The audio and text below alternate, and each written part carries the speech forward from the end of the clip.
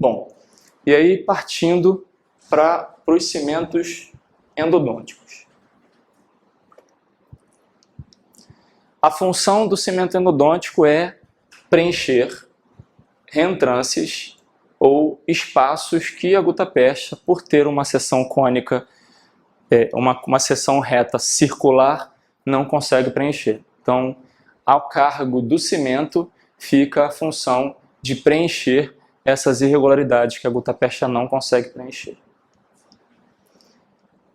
As propriedades ideais de um cimento endodôntico são fácil inserção e remoção do canal, quando há necessidade de retratamentos.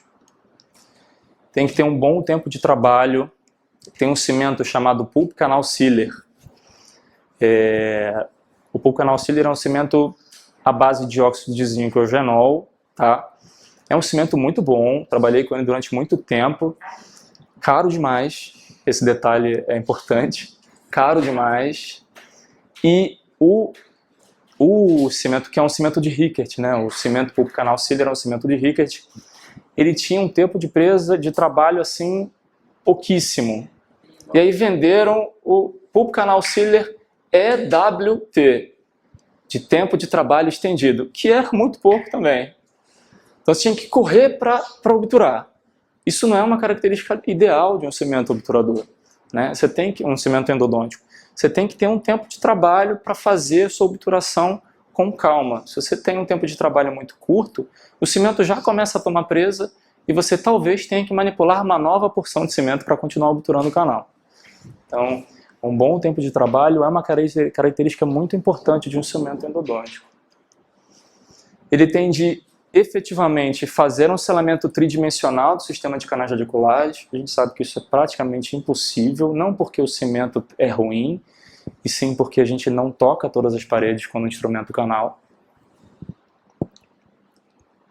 Tem que ter estabilidade dimensional, ou seja, ele não pode contrair quando toma presa e muito menos sofrer expansão, para não correr o risco de gerar fraturas ou trincas na estrutura radicular. E tem que ter um bom escoamento. Ele tem que ir para as regiões, para as reentrâncias do canal de maneira adequada. Além disso, ele tem de ser radiopaco. A gente precisa ver para onde esse cimento está caminhando para a gente verificar se a gente conseguiu de fato preencher aquilo que a gente queria. E não manchar o dente. Essa é uma característica que grande parte dos cimentos não preenche. A grande maioria mancha os dentes. Além disso, ele tem de ter adesividade às paredes do canal e força coesiva. Tem de ser insolúvel aos fluidos teciduais. Isso aí é um grande problema. Muita gente questiona o fato de alguns cimentos não serem reabsorvidos, tá? Se o cimento é reabsorvido, quem garante que essa reabsorção não acontece também na região apical da raiz? Porque se ela reabsorve extra raiz, por que ela não pode reabsorver também ali naquela região de término do forame? Então essa é uma questão bastante importante. Então, cimentos à base de óxido de zinco e eugenol, todos eles reabsorvem com o passar do tempo. Quem garante que ele não está sendo reabsorvido também ali naquela região de contato com o ligamento periodontal? Então tem de ser insolúvel aos fluidos teciduais. E embora exista essa recomendação, eles têm de ser reabsorvidos nos tecidos periarticulares. Isso é o ideal. Mas até que ponto isso não prejudica o selamento apical da nossa obturação? Mas existe como propriedade ideal de um cimento ser reabsorvido nos tecidos periradiculares. Tem de ser impermeável dentro do canal, biocompatível e tem de possuir atividade antimicrobiana. Alguns cimentos até tentaram formulações que tinham na sua composição antimicrobianos para tentar atingir essa propriedade ideal de um cimento. Bom, e aí quais são os tipos de cimentos endodônticos? Tem os cimentos à base de óxido de zinco e eugenol, que são os mais usados, tá? do ponto de vista mundial. Aqui no Brasil, grande parte das pessoas usam os cimentos fio-canal, endofio, né, que são os cimentos mais baratos também, né, as pastas de Grossman são os cimentos mais baratos. O pulp canal sealer é caro, mas também é a base de óxido de zinco eugenol.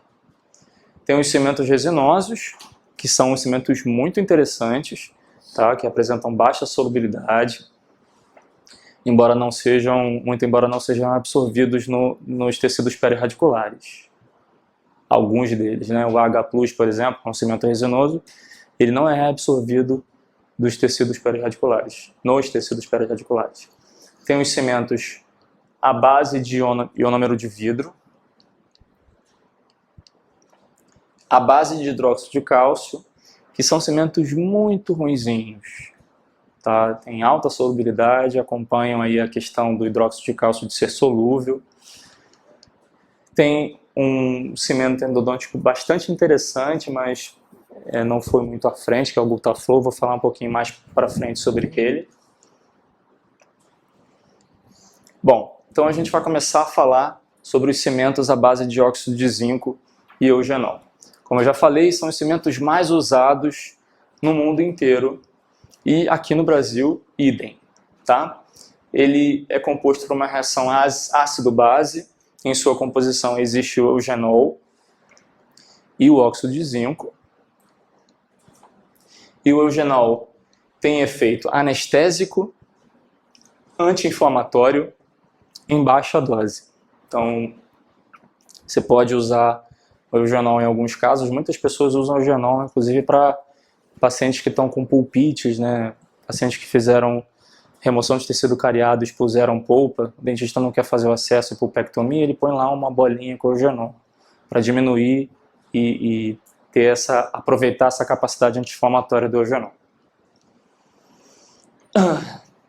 Além disso, ele tem atividade antimicrobiana também. Bom, composição básica dos cimentos à base de óxido de zinco e eugenol, obviamente possui o óxido de zinco, o eugenol, tá, que é base para a reação iônica desse cimento, sulfato de bário, que é um radiopacificador, usado para aparecer na radiografia, o subcarbonato de bismuto, que é um plastificante desse cimento, da composição, o tetraborato de sódio, que retarda a presa do cimento, breu e derivados de breu, que fazem com que o cimento tenha capacidade de adesão e diminuição da solubilidade, óleo de amêndoas doces, que também retarda a presa, e os mais usados são o óxido de zinco e eugenol, o cimento de Grossman, que são os endofio, pulp canal, quer dizer, pulp fio, fio canal, intrafio. O cimento de Grossman tem boa capacidade seladora, tá? Baixa permeabilidade, boa estabilidade dimensional, boa adesividade e atividade antimicrobiana justamente por conta da presença do eugenol em sua composição. Bom, e aí como é que é feita a manipulação desse cimentinho? A maior parte deles não tem dosadores. O pulp canal sealer tem um dosador. Tem uma colherinha que você pega e você põe uma mesma dosagem de pó, 1 para 1. O pulp canal é fácil de manipular. O endofil e os cimentos ou as pastas de Grossman não são tão fáceis de manipular porque a gente não tem dosador. Esse pinga mais uma gotinha daquele dosador de gota é um inferno, né? Porque o dosador, o contador de gotas é aquele que você tem que botar assim e esperar a gota cair. Você não pode pressionar, é de vidro, né? Então você fica lá esperando. Se não cair, você fica até 2 dias esperando a gota cair. É bem legal manipular o endofil com esse contador de gotas. Mas dizem que esse contador é bastante preciso, né? Mas se ele pingasse, seria mais legal. E aí a manipulação do cimento é essa. Você tem que ir adicionando ao líquido o pó, né? Você tem que espatular numa grande área da placa. E a gente tem que ter essa característica do ponto de fio do cimento. Esse ponto de fio ele tem que ter uma altura de 2,5 milímetros, tá? E ele tem que resistir por 16 segundos. É difícil, você tem que ter um cimento muito bem manipulado, esse cimento tem que ter a aparência brilhante, significa que o pó foi muito bem aglutinado ao líquido, foi muito bem manipulado ao líquido. Tem que ter aparência brilhante e tem que ter esse ponto de fio. Tá? O grande problema se encontra na quantidade de líquido que cai na placa de vidro. Se cai mais líquido, você tem que pegar mais pó e assim, vai adicionando pó, vai adicionando pó, vai adicionando pó, você vai instrumentar, vai obturar um canal, esse é para o cimento para obturar 20 canais. Por isso ele seria legal se ele tivesse um dosador, né? Mas não tem. Bom, e aí o cimento de Rickert, o exemplo mais clássico dele é o pulp canal sealer. Existem formulações ou empresas farmacêuticas que fazem a manipulação do cimento de Rickert. Não fica tão legal, mas enfim, existe essa possibilidade de você manipular esse cimento nessas farmácias de manipulação. Ele é composto, o pó, por óxido de zinco, prata, tá? No cimento de Rickert existe prata, por isso que é importantíssimo quando você faz uma obturação com o cimento de Rickert ou pulp canal sealer, você limpe muito bem a câmara pulpar, porque se você não limpar, a prata vai impregnar na estrutura dentária e vai deixar a estrutura dentária escurecida, tá? E justamente essa prata faz com que o cimento seja bastante radiopaco, tá? Além disso, em sua composição tem o subcarbonato de bismuto, sulfato de bário, que também é um radiopacificador, ou seja, é um cimento bastante radiopaco. E o líquido é composto por óleo de cravo, bálsamo do Canadá. Além disso, eugenol, né? Ele tem boa estabilidade dimensional, boa capacidade seladora, radiopacidade elevada, justamente por conta da presença do sulfato de bário e da prata, e baixa solubilidade. Mas é um cimento também reabsorvido nos tecidos periradiculares.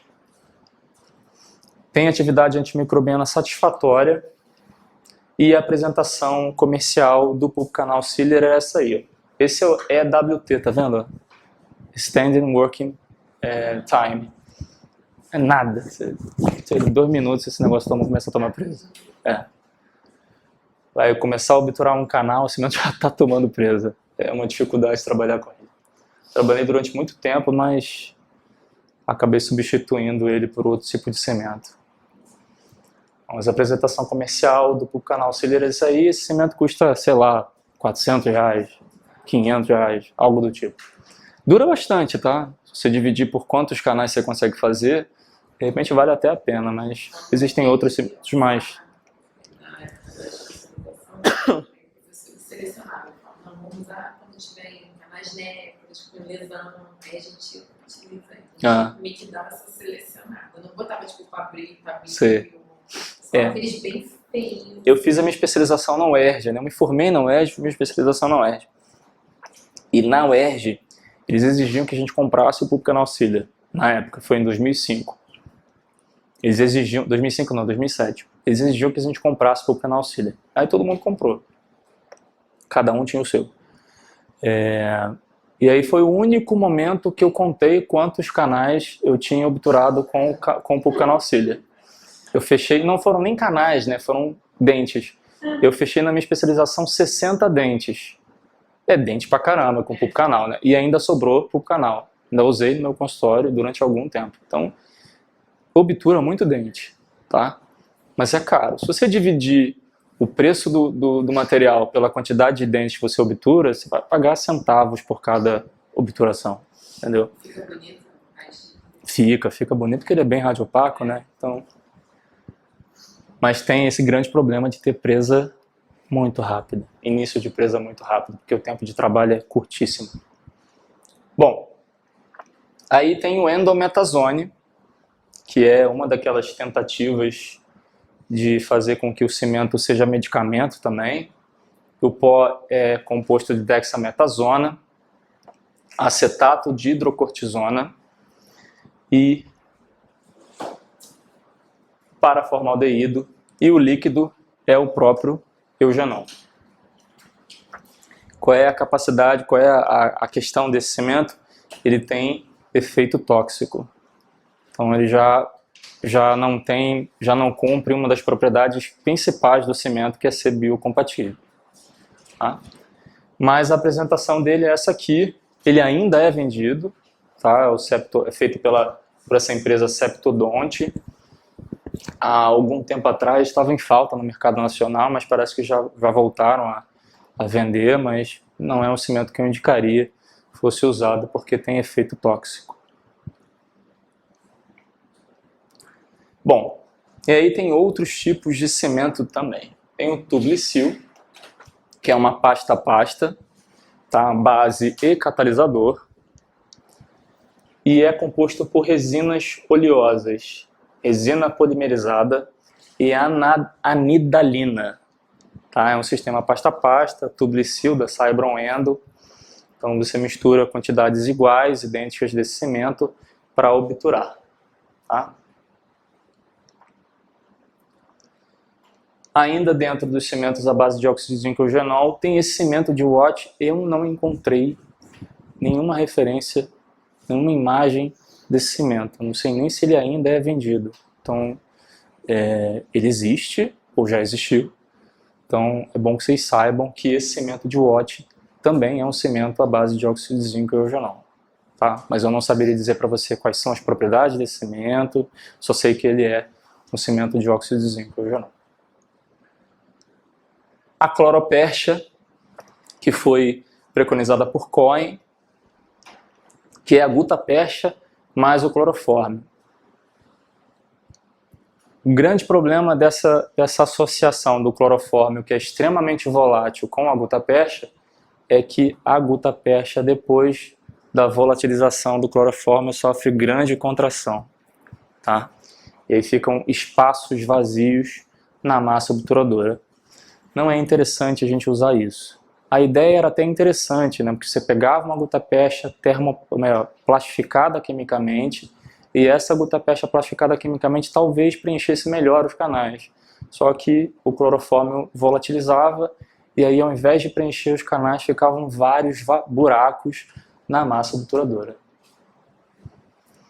Bom, e aí os cimentos resinosos. Tá? Atualmente os cimentos resinosos são os cimentos que eu uso na minha clínica diária. Tá? E eu vou explicar por quê. Eles apresentam excelentes propriedades físico-químicas,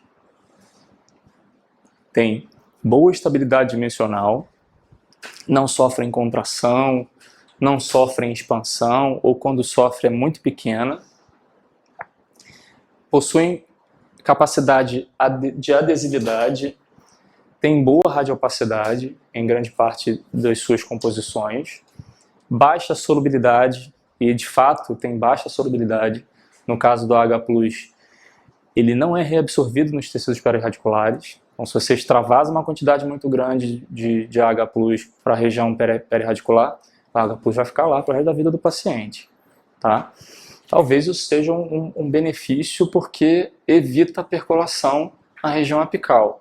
Tá? Não existe comprovação científica a respeito disso, mas eu concluo ou tento entender que isso seja uma probabilidade. Tá? Essa baixa solubilidade do cimento é uma característica interessante e boa capacidade seladora e um alto escoamento. Tá? Eu trabalhei durante muito tempo com o pulp canal, como eu já te falei, e eu mudei para o H+. Cara, o H+ escoa muito mais do que o pulp canal. Então a força que eu usava para fazer a obturação com o pulp canal, eu tive que diminuir muito, porque todas as vezes que eu obturava, eu extravasava uma quantidade enorme de cimento. Justamente porque ele tem uma excelente capacidade de escoamento. Tem um alto escoamento. Isso é uma característica bastante interessante de um cimento, tá? Só tem um grande problema que a gente pode acabar extravasando muito cimento para a região perirradicular. Bom, exemplos de cimentos resinosos. O H+, e o AH26, que são os cimentos resinosos de resina epóxicas. O Epifani, que é aquele cimento que eu já falei, do sistema Resilon, é um cimento resinoso também, de cura dual, com um tempo de presa de 25 minutos. Tá? Ele não é fotopolimerizável, ele toma presa sozinho, mas pode até ser também polifotopolimerizado. Tá? Então, para o cimento que vai ficar no interior do canal, ser de cura dual é interessante. Tá? O AH+ e o A26 são os cimentos à base de resina epóxica. Tá? O AH+ é um sistema pasta a pasta com dosagens iguais, então você manipula super rapidinho, a coloração tem que ficar homogênea, né? Ele tem colorações bastante diferentes, uma é bastante amarelada e a outra é branco. Então eles têm que ficar com uma coloração homogênea depois da mistura. E o AH26 é um cimento pó e essa bisnaguinha que é geralmente um gel. Pode ser manipulada também com com espátula 24, enfim. Esse é tão simples de ser manipulado que você pode usar até uma própria espátula número 1 para manipular ele. Você só precisa homogeneizar a coloração do cimento. Bom, cimentos à base de ionômero de vidro, eles têm boa atividade antimicrobiana, têm a capacidade de ser cariostático, assim como o ionômero de vidro mesmo, né? Então ele adquiriu essa boa capacidade de ionômero de vidro para um cimento endodôntico. Além disso, ele tem uma adesão química ao dente, que é interessante a gente ter essa adesão de um material obturador. É muito biocompatível, mas Cohen diz que causa pouca irritação, mas tem alta solubilidade. Então ele tem boas capacidades de biocompatibilidade, mas ele é altamente solúvel. Então, mais uma vez, um cimento com alta solubilidade é alguma coisa que a gente deve tomar cuidado. Bom, a apresentação comercial é essa aqui do Ketaki Endo ou Ketaki Molar. Tá? É bem parecido com o ionômero de vidro restaurador, o ionômero de vidro de forro, né? A apresentação é bastante similar.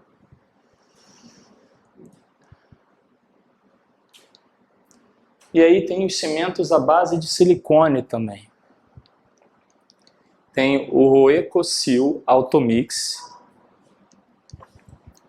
que tem essa apresentação, é feita, ele tem uma seringuinha com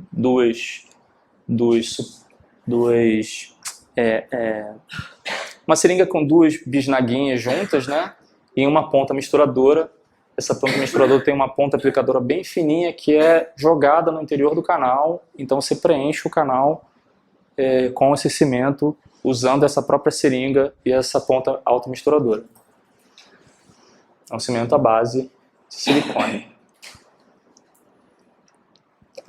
E aí, tomando uma carona nesses cimentos à base de silicone, há uns anos atrás, uma empresa decidiu e idealizou esse cimento Gutaflow. Tá? Ele é um cimento de autopolimerização a frio, tem bom escoamento e tem uma propriedade bastante interessante, que ele tem gutapercha triturada em sua composição. Tá? Então, durante um determinado período de tempo, cogitou-se inclusive utilizar somente o Gutaflow como material obturador. Aumentar a quantidade de gutapercha no cimento, no Gutaflow, para usá-lo somente como material obturador. Mas isso não foi muito à frente, o Gutaflow parece que parou de ser fabricado ou tem fabricação em lugares restritos. E aí, como eu já falei, sugeriram obturar apenas com cimento, só que ele é usado em combinação com 2 cones de guta. Tá? Esse cimento tem uma questão de estabilidade dimensional, é que ele, ao sofrer a presa, ele sofre uma ligeira expansão. Tá? O fabricante disse que isso era suficientemente bom para gerar um bom selamento, mas que não era arriscado para gerar fraturas ou trincas radiculares. mas ele tem essa capacidade de sofrer ligeira expansão ao tomar presa. Ele também vem nessa apresentação de uma bisnaga com uma ponta automisturadora e é inserido no canal com 2 cones de gutapercha. E aí os cimentos contendo o hidróxido de cálcio. É mais uma qualidade, mais um tipo de cimento. Não é radiopaco. Já começa ruim por esse ponto.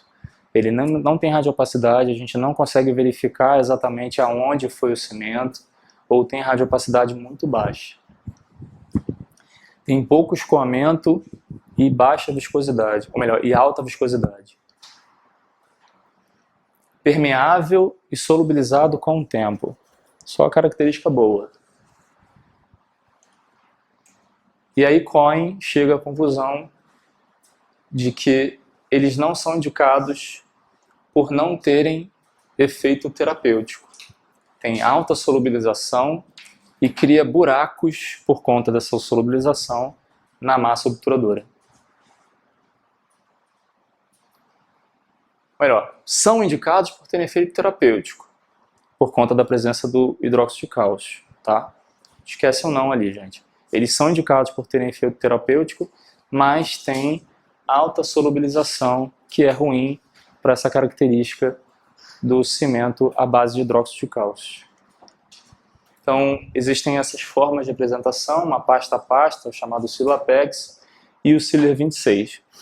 Eu já tive a experiência de usar esse cimento aqui. É um cimento com pó, vem naquele potezinho ali, e essa bisnaguinha é um gelzinho, que teoricamente é o líquido, né? Ele tem alta viscosidade por conta desse gelzinho. Então, o gel faz com que o cimento tenha baixa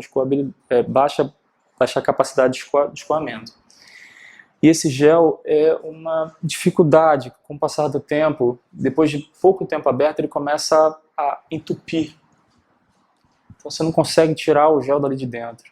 E aí depois de um pouco tempo, ele já começa a ficar velho, sabe? Ele tem, assim que você abre, ele é bem transparente, depois de um tempo ele começa a ficar com cor leitosa, sabe? E aí o cimento perde propriedades muito rapidamente. Não tive boas experiências com esse Sealer 26, não.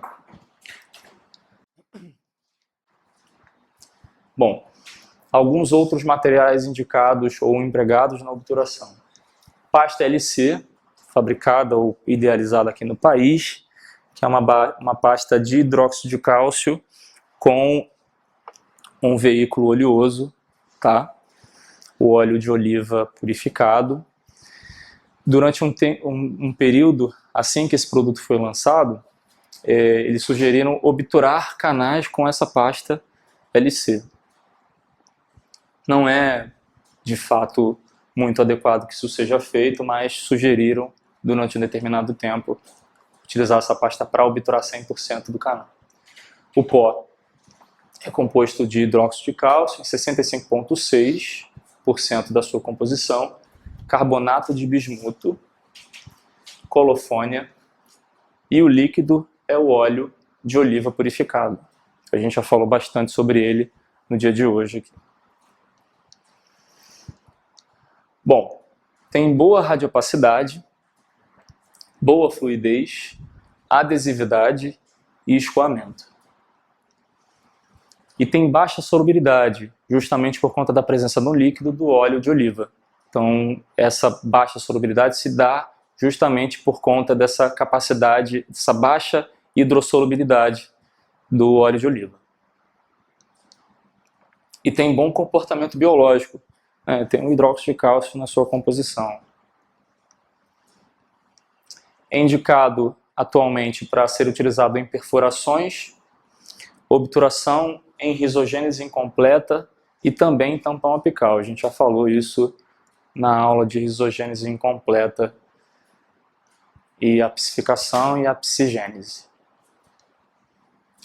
A forma de utilização, de inserção, é usando a espiral lentulo, sempre com movimento de rotação no sentido anti-horário. E a forma de apresentação é essa aí. É um líquido e um pó que deve ser manipulado para ter uma consistência pastosa. Bom, aí o sulfato de cálcio, que não é exatamente um material de obturação, não é usado para preencher sistema de canais radiculares, mas ele é composto de um sulfato de cálcio M-hidratado e o líquido regular é um cloreto de sódio e o líquido endurecedor um sulfato de potássio a 4%. Ele tem como indicação barreira em perfurações, rasgos dentinários. Então ele é usado ali para gerar uma barreira para você conseguir colocar o seu material, por exemplo, MTA, para vedar essa perfuração. Em reabsorções, risogênese incompleta e também em tampão apical. Ele é facilmente reabsorvível, tá? E biocompatível. A forma de inserção também é com a espiral Lentulo. E agora o MTA. Bom, ele é composto por uma série de substâncias, né? O silicato de tricálcio e de cálcio, aluminato tricálcio, ferroaluminato, tetracálcio, sulfato de cálcio desidratado, que nada mais é do que o gesso, e também o óxido de bismuto. Ele tem um pH bastante alcalino, em torno de 12,5%, melhor, em torno de 12,5%, e sofre um pouco de expansão ao tomar presa. E essa expansão é que dá a característica de vedamento do material quando utilizado. Ele é pouco solúvel, a gente já conversou bastante aqui sobre isso, não se dilui na presença de líquidos teciduais, que é uma grande vantagem desse material quando a gente vai tratar perfurações dentárias. Tem a capacidade seladora hidrofílica, tá? Então ele expande em presença de umidade. É interessante perceber que o MTA toma presa com umidade. Então é indicado, inclusive, que você faça a inserção do MTA e deixe ali uma bolinha úmida com água destilada de 3 a 5 horas para esse MTA tomar presa, tá? E aí Cohen fala que ele é extremamente biocompatível, produz uma ponte maior dentinária em menor tempo, com menos inflamação. Isso tudo comparando ao hidróxido de cálcio, tá? Ele é indicado para tratamento de perfurações, reabsorções, cirurgias parendodônticas com material obturador retrógrado, cirurgias perirradiculares, apsificação e tampão apical como barreira física para obturações em dentes com risogênese incompleta. Ele estimula a neoformação dentinária, tem atividade antimicrobiana, selamento adequado justamente por conta dessa expansão que o material sofre depois de determinado período de tempo. Extrema biocompatibilidade, um material extremamente biocompatível e não tem potencial carcinogênico. Ele deve ser preparado no momento da sua utilização. O único porém do MTA é esse. O MTA é difícil de manipular. O MTA é difícil de ser levado para a região que a gente quer levar. Ele tem uma consistência, depois da manipulação, uma consistência arenosa. Então, trabalhar com material que não tem adesão entre ele torna-se tarefa muito complicada.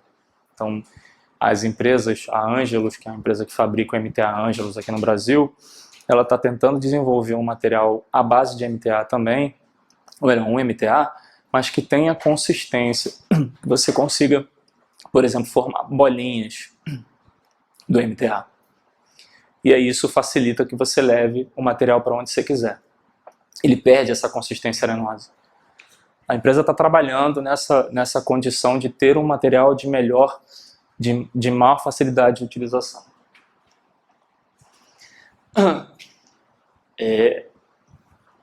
Ele toma presa com umidade, tá? Então, você deve secar os canais antes de inserir o MTA. Ele não pode estar muito molhado, porque senão você não consegue que o material tome presa adequada, ele não consegue ficar fixado em um determinado lugar.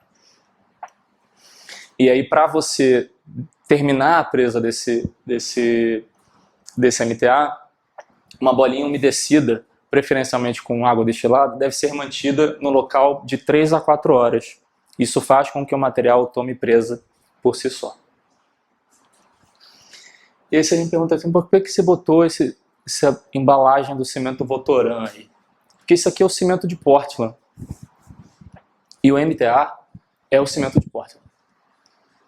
Tá? Você pega o cimento de Portland, você joga lá no lugar, você vai ver, se você analisar esse cimento do seu ponto de vista antimicrobiano, do ponto de vista microbiano, nenhuma bactéria cresce nesse cimento.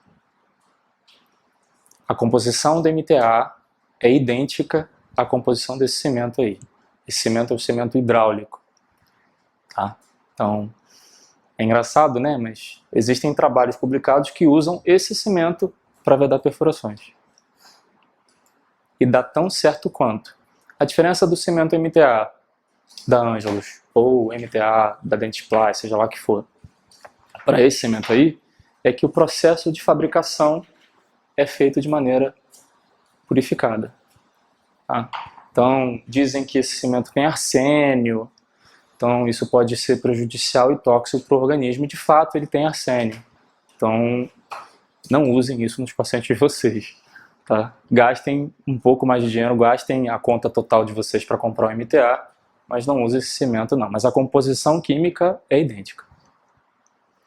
E aí existem essas duas opções aqui, o ProRoot MTA, que foi a primeira marca de MTA vendida no mundo inteiro, tá? E aí, por uma falha boba da empresa, ela acabou perdendo a patente. E aí a Angelus criou esse nome de MTA, que é exatamente o nome do composto do próprio produto. A Dentsply quis botar o ProRoot, inicialmente era ProRoot, né? Depois ela botou ProRoot MTA, porque ela perdeu tanto espaço no mercado para a Angelus, ela decidiu colocar o ProRoot MTA. Os dois são extremamente caros, mas é um material excelente. Ok.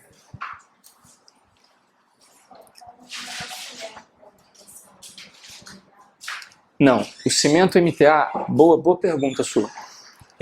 O cimento MTA ele não é um material especificamente para obturação, tá? A própria Angelus, que fabrica o MTA, ela está tentando criar um cimento que seja de MTA e que seja usado para obturar. Os resultados que existem já publicados a respeito desse cimento são muito ruins, porque o cimento tem alta solubilidade e ele não toma presa. Então, até agora, os resultados não são muito animadores.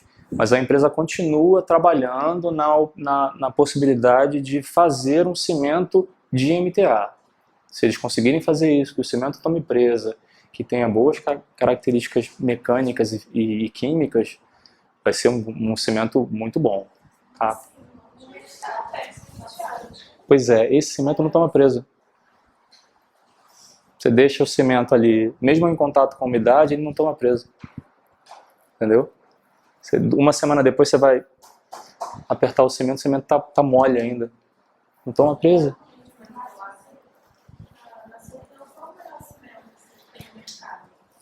O melhor cimento, na minha opinião, é o AH Plus. Tá? Porque ele é um cimento com excelente estabilidade dimensional, tá?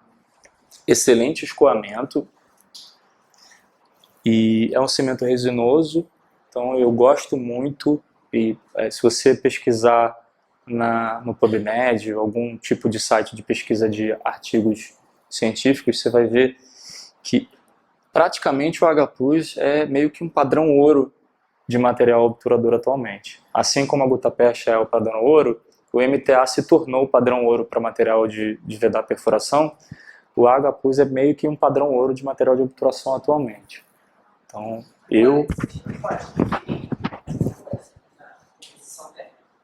Não. ela pode interferir, quer dizer, o que pode apresentar interferência é com o sistema Resilon com o hipoclorito. Tá? Se você tiver o hipoclorito ali, você faz a irrigação final com o hipoclorito e você não faz a lavagem final com EDTA, porque a recomendação do fabricante inclusive é essa, fazer a lavagem final com EDTA antes de obturar, porque senão interfere na presa do sistema Resilon, do Epifani no caso. Tá? Mas como ele parou de ser fabricado, a gente não precisa se preocupar muito com isso.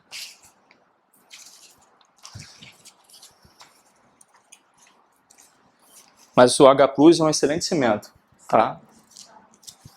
Bom, antes da gente continuar, vamos aqui fazer ou responder as perguntinhas, as cinco questões depois dessa explanação que eu fiz aqui a respeito de materiais obturadores. Alguém tem mais alguma dúvida? Alguma pergunta para fazer? Não? Então vamos lá. Os cimentos endodônticos são necessários para selar o espaço entre a parede dentinária e a interface do material obturador principal ou cones. Em relação às propriedades de um cimento ideal, assinale a alternativa incorreta.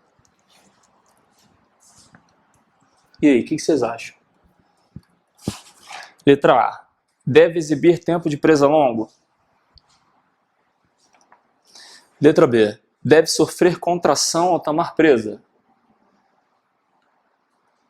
Então, a incorreta é essa letra B. Né? O cimento ideal tem que ter estabilidade dimensional. Deve ser insolúvel nos fluidos teciduais? Sim. Deve estabelecer um selamento hermético? Com certeza. Tá? Questão 2. Quem pode ler para mim? O MTA é um material odontológico desenvolvido inicialmente para ser utilizado em retroobturações. Diante do exposto, assinale a alternativa correta. O MTA é mais citotóxico a presença de sangue não altera o endurecimento do MTA. A composição química do MTA branco é muito diferente do MTA cinza. O MTA é mais radiopaco que o amálgama e menos radiopaco que o IRM. Tá. O MTA é mais radiopaco que o amálgama? Claro que não, né? Amálgama é metal, então não tem como ser mais radiopaco. A gente nem precisa se preocupar com IRM. IRM é um material restaurador provisório. Ele é muito parecido com o óxido de zinco eugenol, só que ele é mais duro. Tá? A composição química do MTA branco é muito diferente do cinza? Não, não é. Tá? A empresa fabricou o MTA cinza inicialmente e aí decidiu mudar para o branco porque o cinza estava escurecendo a estrutura dentária, mas o branco também escurece. Tá? A letra certa, a presença de sangue não altera o endurecimento do MTA. O MTA toma presa em presença de umidade. Não pode ser em demasia, porque senão ele não toma presa, mas ele toma presa em presença de umidade. O MTA é mais citotóxico que o amálgama? Não, né? O MTA é extremamente biocompatível. Quem lê para mim a 3? Um adequado tratamento endodôntico, o material obturador deve possuir requisitos de propriedades biológicas para poder atingir os objetivos da obturação do canal radicular. Com isso, o material obturador endodôntico deve ter características como ser impermeável à umidade e insolúvel, selar apenas apicalmente o canal radicular, sofrer retração após a infecção, ser de difícil remoção por estar bem aderido ao canal radicular, ou irritar os tecidos peripicais, inibindo o crescimento bacteriano. E aí?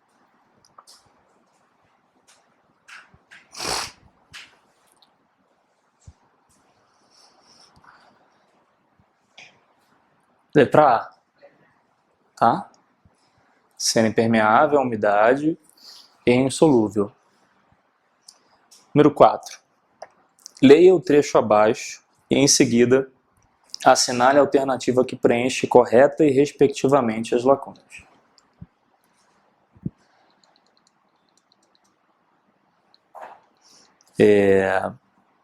Quimicamente, a gutapercha pode ser encontrada na forma cristalina alfa e beta. A maioria disponível no comércio encontra-se na forma beta. Eu falei isso com vocês quando disse que grande parte dos cones de obturação de gutapercha são cones na fase beta. Me perdi. A maioria disponível no comércio encontra-se na forma beta. Na forma pontinho, pontinho, sua temperatura de fusão é de 65 graus. E na forma pontinho, pontinho, a temperatura de fusão é de 56 graus. E quando aquecida, não apresenta pontinho, pontinho. Pontinho, pontinho é muito engraçado, né? E aí? Letra C?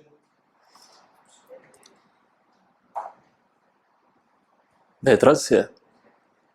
Tá? A alfa tem ponto de fusão de 65 graus. A beta tem ponto de fusão de 56 graus. E quando a beta é aquecida, ela tem boa, não apresenta adesividade. Tá? A alfa que apresenta adesividade e...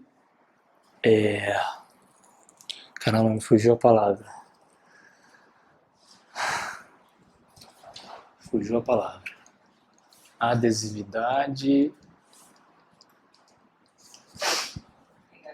E, isso. Ela é adesiva e pegajosa.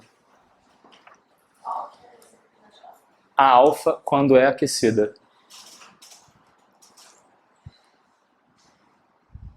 Sobre as características dos cones de gutapercha, é incorreto afirmar: são radiopacos?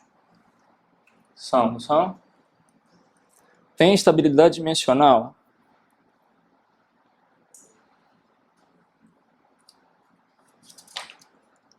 Tem. Não alteram a cor da coroa do dente quando usados no limite adequado? Tem grande resistência mecânica? O que vocês acham? Tem grande resistência mecânica? Não, né? Eu acho que a resposta do gabarito está errada. Vamos dar um confere lá.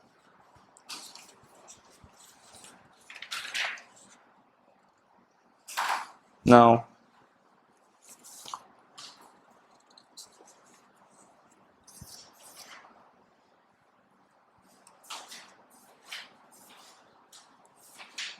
Eles não têm resistência mecânica. E são bem tolerados pelos tecidos periradiculares. A resposta do gabarito está a letra E. É incorreto afirmar que eles têm grande resistência mecânica. Para mim, a resposta certa seria a letra D. Mais uma questão para a gente verificar. É incorreto.